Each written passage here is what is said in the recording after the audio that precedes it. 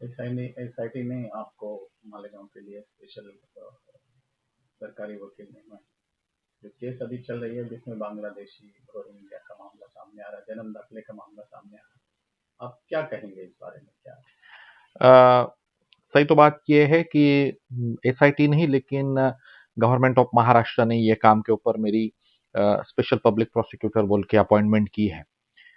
2001 के बाद मालेगांव दंगे के लिए जो इंक्वायरी कमीशन सेटअप हुआ था जस्टिस के एन पाटिल साहब का, उसके बाद मैं पहली बार लगभग 24 साल के अंतर के बाद में मालेगांव में स्पेशल पीपी बोल के ये मसले के लिए काम कर रहा हूँ।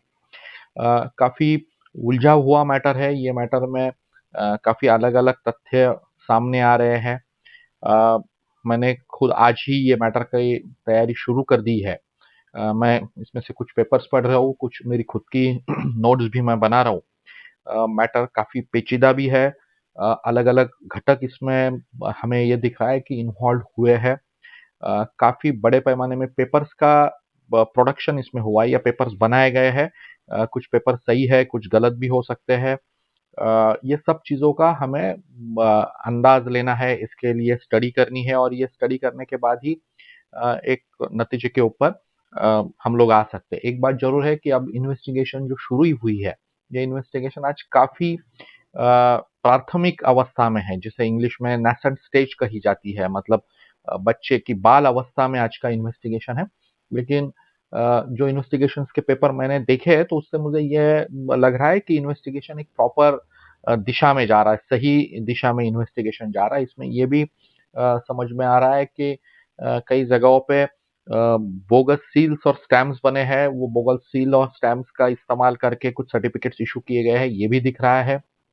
कुछ जगह पे ये हमारे ध्यान में आ रहा है कि रेवेन्यू अथॉरिटीज के पास में कुछ चीज़ों का इनवर्ड नहीं हुआ है, कुछ आवक नहीं है, कुछ जावक नहीं है, फिर भी कुछ लोगों के लिए आदेश जारी किए गए हैं और वो आदेशों के बलबूते के आधार पे मालेगांव म्युनिसिपल कॉरपोरेशन ने उसके सर्टिफिकेट्स, बर्थ के सर्टिफिकेट्स इशू किए हैं। ये चीज़ के तरफ मैं एक अलग एंगल से भी देख रहा हूँ। मैं ये ढंग से देख रहा हूँ कि गए 20-25 सालों का हम मालेगांव का पूरा इतिहास देख ले तो मालेगांव में किसी भी तबके को, मतलब वो गवर्नमेंट का तबका हो या प्राइवेट सिटीजन्स का तबका हो, हम जैसे लोगों का, हमें शिस्त नाम की चीज़ नहीं है, डिसिप्लिन नहीं है।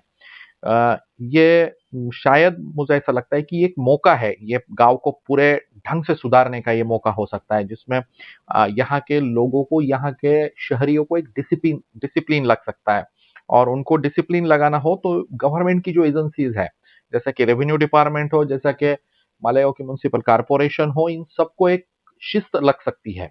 और वो लगाने के दृष्टिकोण से भी मैं ये केस की तरफ देख रहा हूँ। मैं इसलिए मुझे खुद खुद बड़ा भाग्यशाली मान रहा हूँ कि मेरे खुद के गांव को कुछ ढंग से रास्ते पे ले आने की जिम्मेदारी मेरे ऊपर आ रही है, ऐसा मैं समझ रहा हूँ। इसके तरफ से मैं देख रहा हूँ कि एक ऐतिहासिक ऐसी जिम्मेदारी मेरे ऊपर आई है।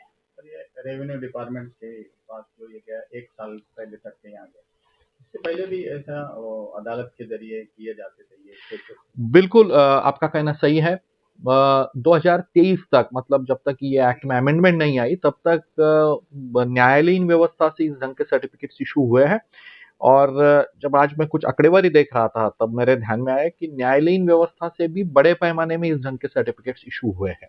अब वो सर्टिफिकेट्स इशू होने में कुछ धांधली हुई है क्या, कुछ गलत काम हुए हैं क्या, कुछ झूठे डॉक्यूमेंट्स न्यायालयीन यंत्रणा के पास दिए गए हैं क्या, ये सब चीज़ों की तहकीकात करना काफ़ी ज़रूरी होगा। सर, अब इसमें यह है कि बांग्लादेशी रोहिंग्या जिस तरह के आरोप लगाए जा रहे हैं, ये बात सामने आने आएगी, या फिर आप जैसा बोले कि बोगस सर्टिफिकेट है और बोगस मामले सब हुए, ये बात सामने आएगी? आपको क्या लग रहा है, अ, प्राथमिक अंदाज? जिसे जिसे एक पेटारा खोलना बोलते हैं, वैसा ये पेटारा खुला हुआ है। और अब ये पेटारे से क्या क्या निकलेगा ये कहना आज के तारीख में बड़ा मुश्किल है। इसमें से रोहिंग्या भी निकल सकते हैं, बांग्लादेशी नागरिक भी निकल सकते हैं, या और भी कुछ अलग चीजें सामने आ सकती, क्योंकि ये पेटार अब खुल चुका है, ये बॉक्स अब खुल चुका है। अब ये बॉक्स में से जो कोई उसमें जो भूत दफनाए गए होंगे वो सब बाहर आएंगे। और मैं समझता हूँ कि आखिरी में इसका मालेगांव के लिए बहुत बड़ा अच्छा इस्तेमाल होने वाला है। ये गांव के तरक्की के लिए ये सब चीजों का फायदा ही होगा, ये मैं आपको दावे के साथ कह सकता हूँ। लोग आज ये सोच रहे कि इंडियन जो है, इंडियन मुस्लिम्स है, उनको ज्यादा तकलीफ हो रही है, ये हो रही है। तो आप जैसी बात करें तो इसमें से क्या यानी सरकार क्या करना चाह रही है? नहीं, नहीं, एक एक चीज मैं बिल्कुल क्लियर करना चाहूंगा। जो जो न्याय पसंद लोग हैं, जो जो कायदे के ऊपर अमल करके चलते हैं, जिनके पास कोई धांधली जिन्होंने की नहीं है, जिनके सर्टिफिकेट सही है, उनको किसी को भी इसमें तकलीफ नहीं होने वाली। जिन्होंने बोगस काम किया है, फिर वो कोई भी हो, उसको तकलीफ होके रहेगी, क्योंकि ये देश में या कहीं पे भी, दुनिया के कोई भी देश में जहां पे कायदे का अमल चलता है, वहां पे बोगस काम करने वाला, खराब काम करने वाला, कायदे के बाहर जाके काम करने वाले आदमी को तो कोई जगह ही नहीं है। और ऐसे लोग मालेगांव में भी हो तो उनको भी जगह नहीं रहनी चाहिए।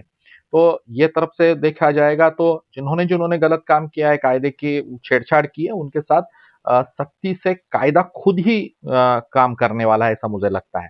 लेकिन इसका मतलब ये नहीं है कि कोई भी गरीब के ऊपर या कोई भी इनोसेंट आदमी के ऊपर अन्याय होगा।